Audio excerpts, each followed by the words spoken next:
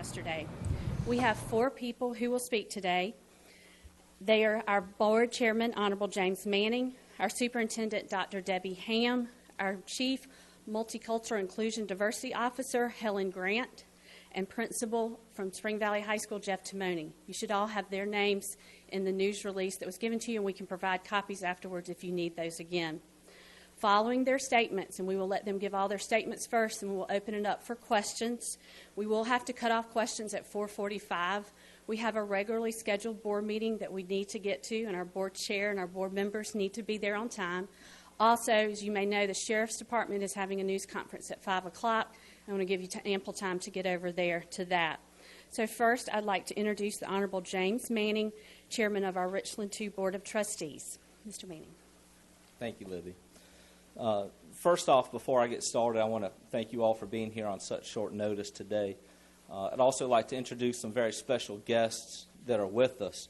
We're very fortunate to have some strong supporters of Richland School District 2 and the work that we do here. First, I'd like to introduce a couple of my fellow board members, the Honorable Calvin Chip Jackson and the Honorable Amelia Mackey. Thank them for being here. To my right, I would like to introduce the Columbia Urban League President, J.T. McLawhorn, the Columbia Mayor, Mayor Steve Benjamin, who is in the back of the room, and the Reverend Dr. Chris Levy-Johnson with our Northeast Richland Ministerial Alliance. And we appreciate them being here with us today as we discuss this issue. Oh, I'm sorry. And I apologize. And the Honorable Miss Susan Brill here to my right. Oh, and also, I'm sorry, one other guest, Mr. John Ewing with the Richland County Sheriff's Department, who's over our school resource officers. So I'm going to make a few comments, and I'm going to turn it over to the other podium speakers. This is a great school district, and we have much to be proud of. I know this district well, not only through my service on the board, but also as the parent of a Richland II student. Yesterday's incident was an outrageous exception to the culture, conduct, and standards in which we so strongly believe in this district. There is absolutely no place in this district, or any other district for that matter, for what happened here yesterday. Our tolerance for it is zero. I imagine that there are 2 questions that are uppermost on everyone's mind. One, what were the circumstances surrounding the shocking video that we have all seen? And what is the school district going to do about it? In response to the first question, let me report that our school district has asked the South Carolina Law Enforcement Division, or SLED, to conduct an independent investigation. That letter was delivered this morning. The Sheriff's Office has asked that the FBI and the U.S. Attorney's Office similarly investigate this matter. United States Attorney Bill Nettles has been in touch with the district and assured us that the federal authorities will work in concert with SLED to investigate the incident which transpired yesterday and will all coordinate their efforts. Others here will address the second question further, but before I finish, I'd like to touch on 3 key points. One, we are going to evaluate, reinforce, and strengthen our training of our school district personnel with respect to when it's appropriate to involve school resource officers in our school situations. 2, we will be working closely with the Richland County Sheriff's Office on ways to strengthen the screening and training of our school resource officers. And 3, our diversity task force, which is so ably led by Ms. Helen Grant, who will speak to you here shortly, will be accelerating its efforts to not only engage the community in a meaningful conversation, but also to find constructive ways to turn talk into action. The board and I have great confidence in the professionals running the school district. I repeat that what happened yesterday, what we all watched on that shamefully shocking video, is reprehensible, unforgivable, and inconsistent with everything that this district stands for, what we work for, and what we aspire to be. We value our relationship with the Richland County Sheriff's Department and the important role that our school resource officers have in our district, in our schools, and our community. We will fully cooperate with the Sheriff's Department, with SLED, and with the FBI as they complete their independent investigations into this matter. We are doing everything in our power to take action that not only prevents such a heinous incident from recurring, but will make us a stronger school district doing an even better job for the children and families of this wonderful community.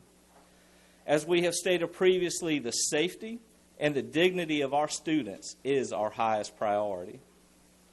At this time, I would like to introduce our Superintendent of Richland School Schools, Dr. Debbie Ham. Thank you, Mr. Chairman. Thank you. Again, thank you all for being here. You'll have to forgive me. I have laryngitis. This is actually about as loudly as I can speak. I do want to say that I certainly agree with everything that Chairman Manning has said. I have spent almost 4 decades working in this district, and in those 40 years here, this has been one of the most upsetting incidents I have experienced. As Chairman Manning said, it was outrageous and unforgivable, and it does not represent who this district is. We do have separate protocols for disciplinary incidents and criminal behavior. School resource officers are typically involved in the latter. It is essential that our personnel clearly understand not only the nature of the situation, but also the application of the proper protocol. Clearly, something did not go right in this classroom. Working closely with the Sheriff's Department and independent federal and state investigating agencies, we are examining exactly what happened. One of the actions we will be taking is to strengthen our training efforts, making certain that everyone knows how to react in any situation that disrupts our commitment to a safe learning environment for all of our students. To the extent that we need outside professionals to help us with this training, we shall engage them. We will do whatever it takes to prevent anything like what happened yesterday from occurring again. Furthermore, we will be working with the Richland County Sheriff's Office to clarify our expectations about screening and training for school resource officers. For our staff, we have already begun an evaluation and training process, so that is already underway. How our community responds to this incident can become a teachable moment for all concerned. We are sensitive to how this incident and these graphic images have affected our community, and most importantly, our students and our parents. This event should not define Richland School District 2. For more than a year, our district has made discipline and diversity top priorities and has actively involved our community in those efforts. You're going to hear more about that from Helen Grant. Just as I challenge our students to do, we must learn, grow, and improve this as a result of this experience and every experience. We are resolved to investigate this matter thoroughly and to correct what we need to. That process has already begun.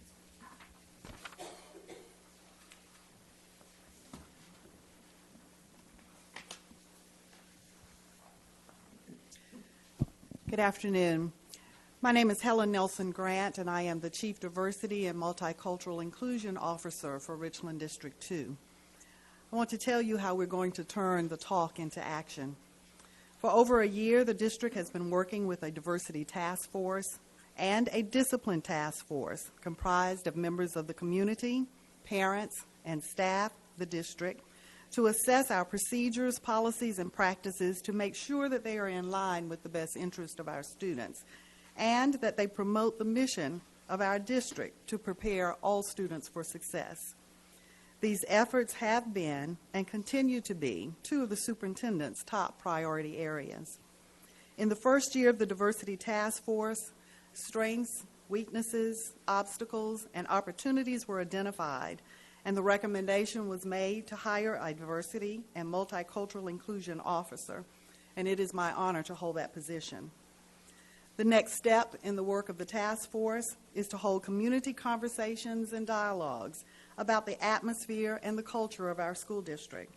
We will hold a series of meetings so that all of our stakeholders have an opportunity to share with us, to give and receive feedback, and to collaborate with us on what a comprehensive diversity plan should look like for our school district.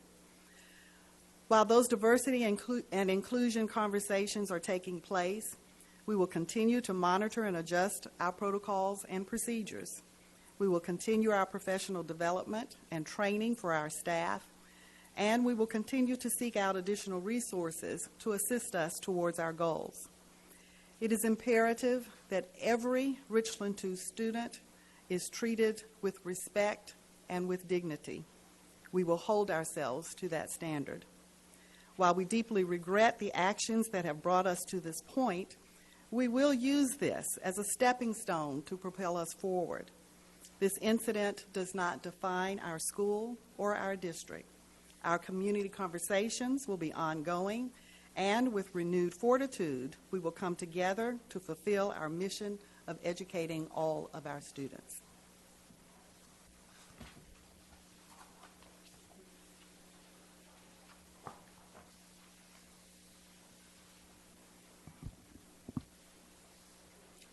Good afternoon.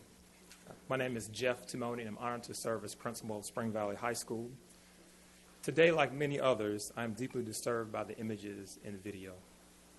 I'm the closest person to what goes on at our school each and every day. I know the faculty, the staff, and the community. And most importantly, I know the students. They are truly amazing. They're high school students. So they're going through a lot of changes and a lot of challenges. They're on their way to becoming adults, but they're still young people.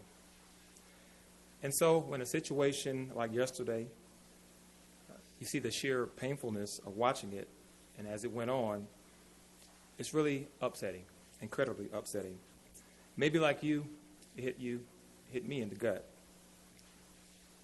I want to share with you that at the beginning of school today, I met with the students in the class and talked with them about the incident that occurred in their classroom on yesterday. We discussed their thoughts and their feelings about the incident, and I answered questions.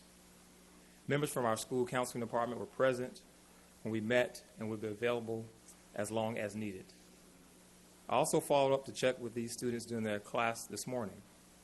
I encouraged the students to talk with their parents about what happened yesterday and any other concerns that they may have. Our district and our school have zero tolerance for what occurred. I personally have zero tolerance as well. I think of our 2,000 students as my own. I have been with them for 16 months. And if they were here today, they'd tell you what kind of principal I am. So I'm here to tell you today that I will work closely with our school community, the superintendent, the school board, Ms. Helen Grant, and advisors to make certain this kind of horrific episode never occurs again. And that we will seek and find ways to improve our policies and our practices, providing the best possible education to our students. One of the things that we've talked about here in Richland 2 and also at Spring Valley is the value that we place on our students and the importance of them being safe each and every day that they walk in our halls, whether it's in elementary schools, middle schools, or high schools. And we're definitely committed to ensuring that safety from this point on as we've been in the past. Thank you. Before I open up for questions, I wanted to mention many of you may have seen and received the copy of the statement from our state superintendent, Molly Spearman. She was not able to be with us today, but we do have a representative from the State Department of Education, the current State Board Chair, Dr. Tracy Young Cooper. So I just wanted to recognize her before I opened up the floor for questions. And so now I will do that. Sarah from the State. A lot of the conversation that's been going on about this incident has turned to race. Is the district treating this as an incident, as it is a racially involved incident? Do you want to speak to that? We are a district of tremendous diversity, and if you've looked at the video, you recognize that the persons that are there are not of the same race. I believe that is what makes it an incident of different races, not that it was a racially motivated incident. I don't know that to be the case, and we work here in Richland District 2 to use race as strength. Diversity is our strength. We are a tremendous district, and part of that is because we have people who don't all look alike. And so what we are doing is bringing all of those people together to work together for the betterment of all. There have been a lot of studies that show that when children are in classes with people who are from different cultures or a different ethnicity than them, the whole class does better. And so that is what we look forward to here in this district, using what we have already to help all of us be better. We are a district of tremendous, I believe that is what makes it is our strength. We are a tremendous district, and part of that is because we have people who don't all look alike. And so what we are doing is bringing all of those people together to work together for the betterment of all. There have been a lot of studies that show that when children are in classes with people who are from different cultures or a different ethnicity than them, the whole class does better. And so that is what we look forward to here in this district, using what we have already to help all of us be better. Hold on just a second, so we can get, yeah. Yes, sir, and gentlemen. Mr. Manning, can I ask you this question, Mr. Chairman? The words you used during your statement, this was heinous, reprehensible, and outrageous. Has the determination been made that this resource officer should not have done what he did under any circumstances? Let me be clear. This is an ongoing investigation, as I stated, by state, federal, local officials. And so there's been no final determination that's been made by those bodies. Those comments are my comments, how I view what I saw in that video, and what I think many people have, what I know many folks have echoed back to me from viewing the video that's been made public. So while many share that sentiment with me, I will not make any final conclusion, and I've said that in previous statements, until the investigation is complete by the authorities that are working on I it. can follow up with you, but that's your opinion. So if you're saying it's reprehensible and outrageous, then you made a determination that this officer should not have done it. I made a determination that what I saw in that video was just what I said it was. And Why is it outrageous if you're not sure if it wasn't wrong? I'm saying that is my opinion. And no final determination will be made until we hear back from the investigation as to whether the actions of the officer were right or wrong. That is my view, my opinion on what I saw in that video. I appreciate the question. And I'll add a little clarification to that. When the investigation will look at what transpired before those actions were taken. So while we can all be disturbed by the actions, we need to refrain from making judgments. And we can express that we were disturbed by those actions, I believe, but to make a judgment call at this point in time would interfere with the investigation, and we've been asked by the state and federal agencies investigating not to issue any statements of fact. Sonia. I have a two-pronged question. Many of you have been talking about training. First of all, what is it that you want to look forward to, that you want to train both the officials working at the schools and the staff? And second, what does the procedure look like now that we want to change these things in response to what happened yesterday? I think that there are two major parts to the training we'd like to have take place. One is there is a distinction between what is discipline and what is criminal. Educators are trained to deal with discipline, and we want our educators to deal with that. We have school resource officers in our schools to be deterrents to crime and to deal with criminal activities that occur. So that is part of the training, how to make that distinction and to make sure we appropriately communicate and signal one another when we want school resources officers to intervene or when we want to handle that ourselves. So that is part of the training. The second part is when discipline incidents occur, it is easy to get in an altercation that aggravates the situation versus being able to calm things down and make them more reasonable. We want to make sure that we, as well as the resource officers, as to the extent that the Sheriff's Department will cooperate with us, and I believe that they will, learn how to de-escalate those situations, arrive at a good, peaceful, safe outcome. Those are the two major pieces. As a follow-up really quickly, the procedure, schools have resource guidance counselors, psychologists, social workers. Were any of them called before the officer was called? That is a good question, and that really gets into the statements of the incident of the facts of what happened. So we aren't able to specifically talk about that at this point. It will be something that will be looked in. Every step that happened yesterday is going to be examined very carefully and compared to our procedures as well as the Sheriff's Department's procedures to find out what, if anything, was not done properly. I'm going to go to the back of the room, go to the front. Yes, gentleman right there in the black shirt. Yes, sir.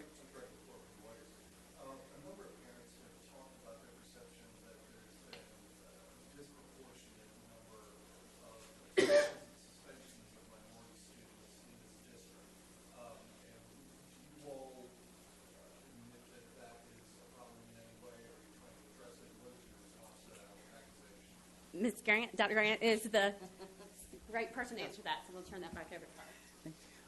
Over a year ago, the district established a discipline task force to address expulsions and suspensions of students in the district. We have been aware of and have been concerned about the numbers of students who are not in school. We educate students, and if they are not in school, we cannot educate them. And so that has been a concern. As you know, that is a national concern. It is not limited just to Richland District 2. It is a statewide concern. It is a national concern. Over the course of the last year, the Discipline Task Force has worked very hard, has implemented some new procedures, and we are starting to see a change in the right direction in that process.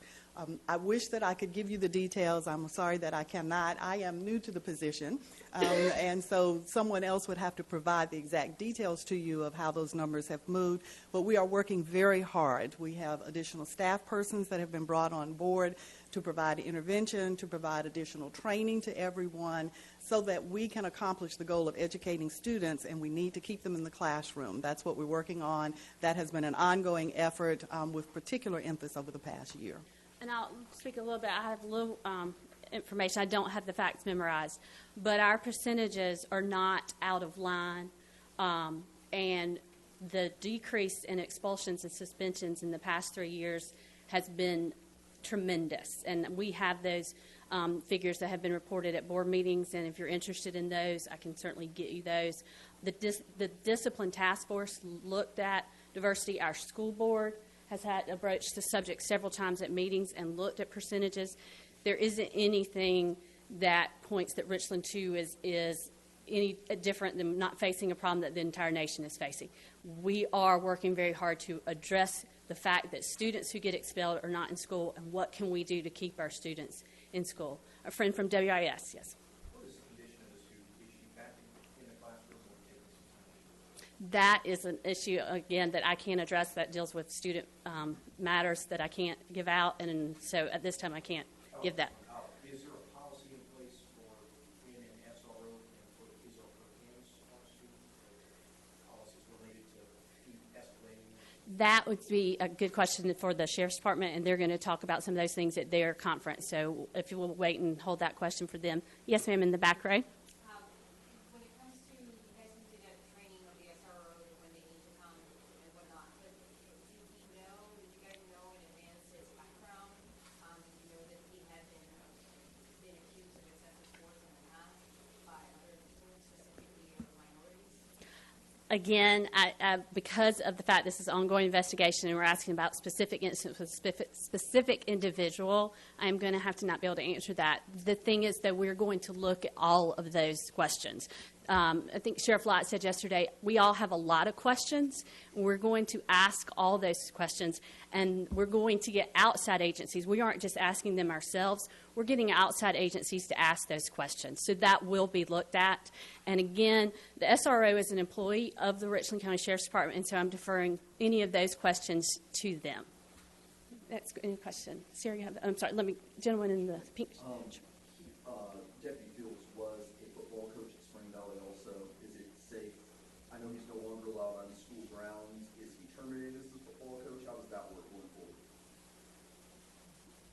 Right now, it's on leave.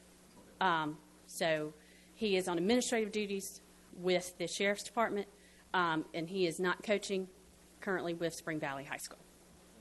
I just want to make the comment that I'm not going to name names, but the deputy in question, we have asked that deputy not return to any Richland 2 property, and that is a permanent request. So, Yes, ma'am. Just to clarify, you were or were not aware of these previous complaints surrounding the deputy? That are details in the investigation that will need to be answered as the investigation comes out. So when the investigation's final, we'll be able to answer those questions. Kelly. The presentation wanted to say what did the students say during those conversations with the students yesterday and today, and then second, can you address what his personal interaction was with deputies, or what he seen as in terms of his relationship with the students and investigators? I think if he wants to make some general comments about the conversations this morning. But again, the specific questions, I know I sound like a broken record, and I do apologize for that, but we do not want to interfere with the investigation at all. We want to cooperate fully, and we have received directives from the investigating agencies. So any specific questions about the officer involved or the students, we're going to have to refrain from answering right now. All of that information is going to be answered with the investigation. But Principal Smith, you want to speak about your conversations this morning? I can speak briefly. I don't want to go into detail because it's such a sensitive matter. My background is in school counseling. I did that for several years before becoming a school administrator. And so I wanted the students to just have a dialogue with me. I wanted to hear their thoughts and their feelings about this incident. I want them to realize that they can come to us, all of our school officials, faculty, and staff, if they have any questions, not only today but also as we kind of go through.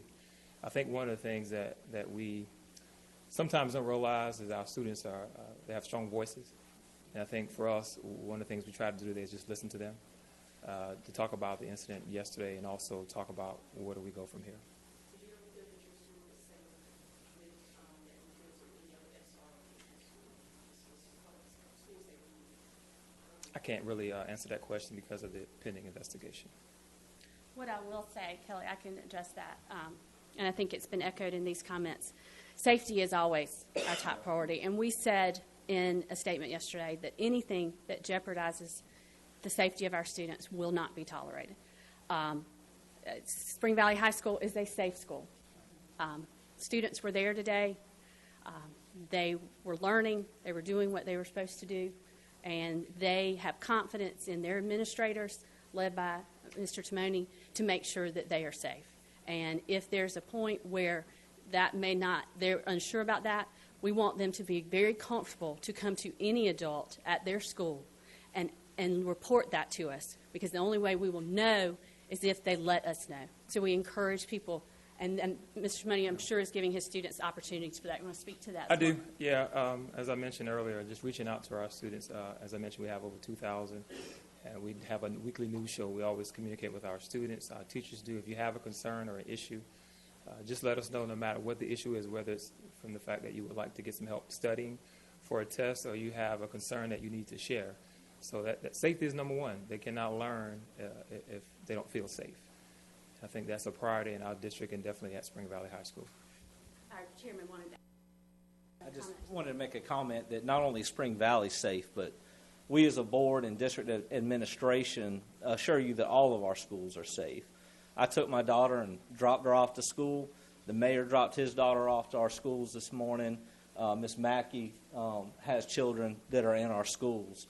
And so I assure you that we are taking action, not just lip service, to ensure that all of our students in every school, all of our staff, and all of our families that are on school campus are safe. I want to assure you that we are taking that action and taking those steps. Dr. Ham mentioned the training that occurred again this morning. And so not just Spring Valley, but all of our schools are safe places to be. Queensfire. About the timeline of events, when did school officials become aware of the altercation? Was it after the video broke or before? That information best come from the Sheriff's Department. That would be part of the incident report. if they are issuing that information. So that would be in their news conference. Mr. McKinney in the back, did you have a question? Okay. Next. Okay. Just a question about the procedure. Is it standard for the officers to be called in for something that appears to be a disciplinary issue?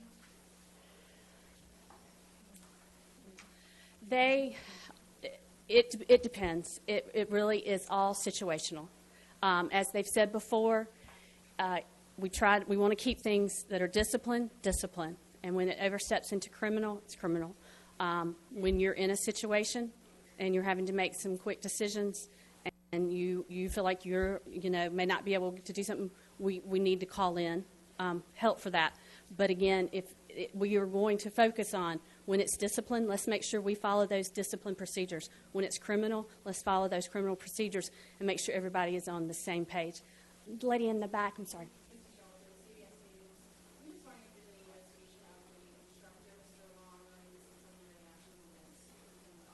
All that would be part of the investigation that at this time we can't speak to. But again, I will reiterate, everything is going to be looked at in this investigation. WIS again. Tell us what type of class that was, what grade level it was, and about the administrator room.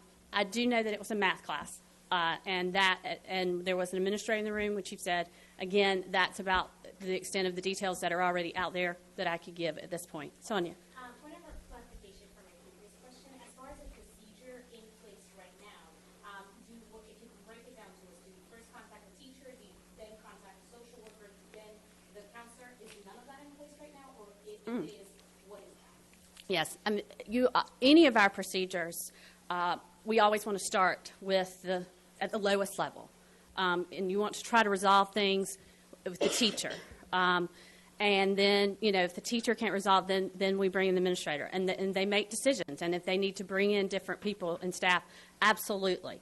Those procedures are in there, they're in place, and we just need to make sure that they are clearly communicated and that we are following them to the best of our ability, and also helping all people involved when they're in situations, like Dr. Ham said, that can tend to escalate quickly, that we do everything to de-escalate as much as possible.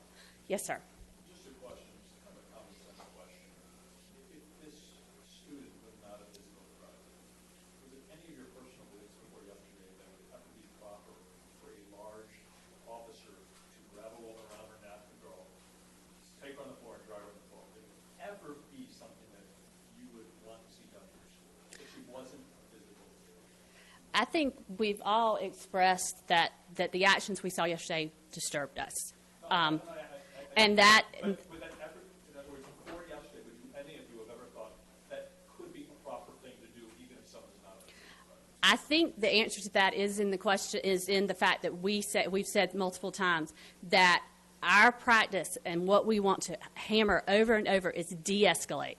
De-escalate. Do not escalate the situation. So that's... I think that everybody in responding to a student in any situation in school needs to de-escalate over escalate, always keeping in their top of their mind, their top priority, safety. Kelly. Can you say our SRO or school board policy in terms of student conduct and discipline? And I have a second question that's unrelated. Can you just Let me answer your first one so I don't get... Yes, I mean, that is going to be information. I mean, they don't walk into a school, for the first time. I mean, they are school resource officers. So there is training in place to prepare them for the school environment. Second question. and then Deputy Williams was awarded in addition to Cultural Excellence Award. Can you please describe what that is and their qualifications? I'll talk to you about the Culture of Excellence Award is an award that employees nominate other employees for.